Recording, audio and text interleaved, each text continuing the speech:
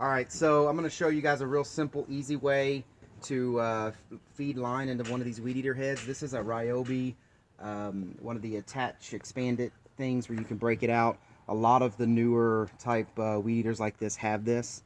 So you used to, and in one of my old videos I showed how you could take apart the whole head and then wind this string around the spool.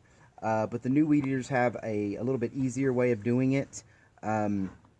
And I'm going to show you how to do it. So if you come and if you look at, there's these two little lines on the bottom of the weed eater head here. There's a line here and a line here, and they represent where the hole is and where the line feeds out. So if you take these lines and you wind the spool is still in here. If you turn this and line it up just with these lines, then it allows you to slide the string straight through the head and out the other side. And I'm going to show that in just a second. So all you got to do is, if you can't move the head, see it's not lined up, you push in on it. These are a bump style weed eater heads, so you just push in to turn it.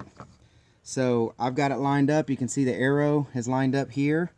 The hole is the shape of an arrow. And you get the weed eater line, you stick it in the hole, and you push it straight through.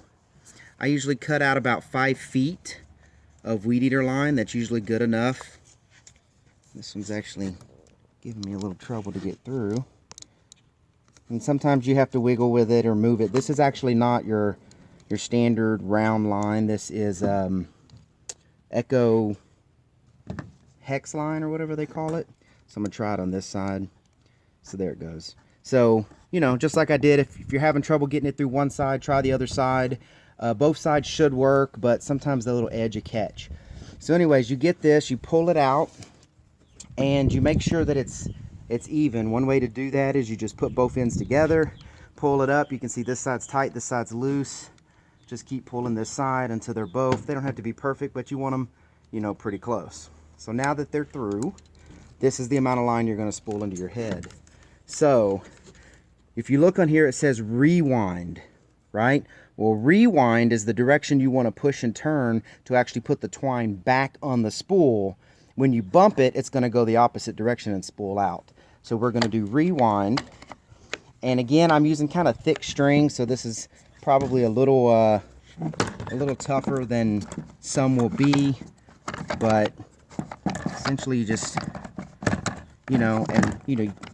it's got a lock, so you push it in and then you let go. Then you turn it. Then you push it in, you let go, you turn it. And you'll get the hang of it. You'll try it a few times, you'll see where the little locks are. And this makes it a lot easier to actually get this in. You don't have to take apart the head, you don't have to mess with the springs, you don't have to mess with the bump screws, all that other stuff. So spool it in enough, leave some out, This all works on centrifugal force, gravity, and that's it. Now I can put this thing on the weed eater head and go. All right, thanks everyone.